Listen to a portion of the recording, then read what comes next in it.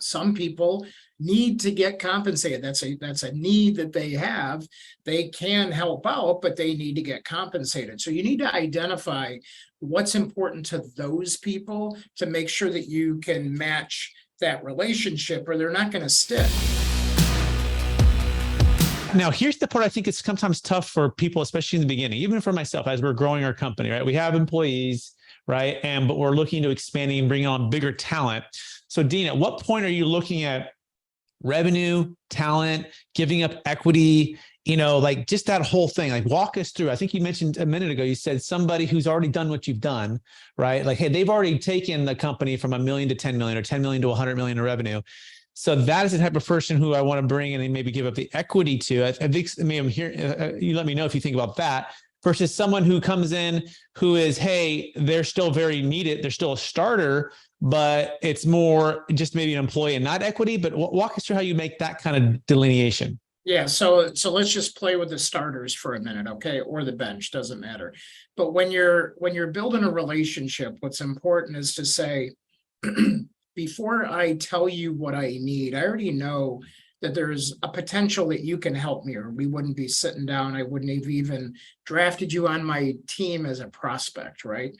So in doing that, I first find out what's important to you, because everybody is on their own, agenda, their own path. Some people love just genuinely helping other people, and they don't care about compensation or what's in it for them.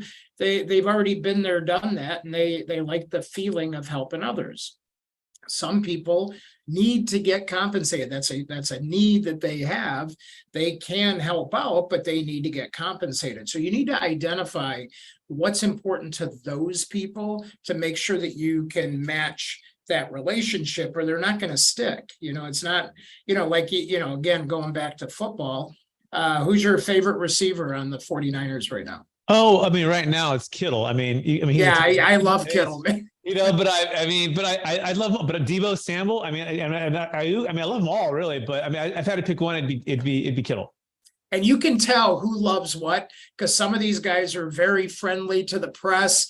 They have, these, their dances in the end zone are different, and so everybody has, some people love the fame and the popularity and association of being involved with it. Some people are all about the money, right? And some people like a mix of both. So you have to know that person and really care about that person. And I want to emphasize care.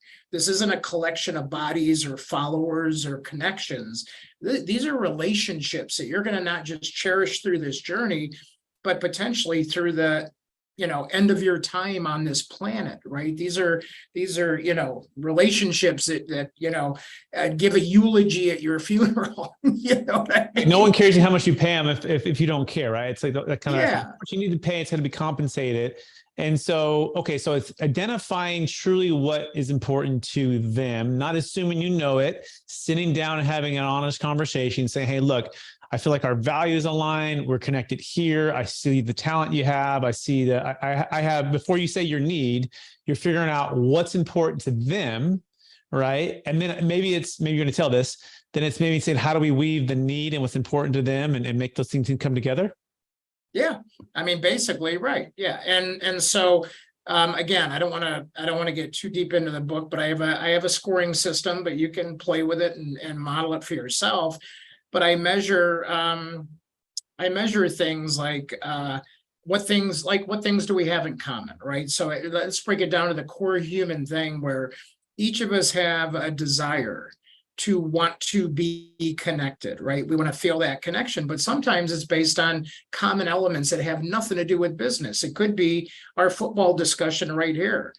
Even though, you guys are, the 49ers and we're the Bears, who are terrible this year, but it's like, we still have a common theme that we both love football, and I love Kittle and Samuel because I love prop bets. So I love those guys on Mondays, right? Or whenever they're playing.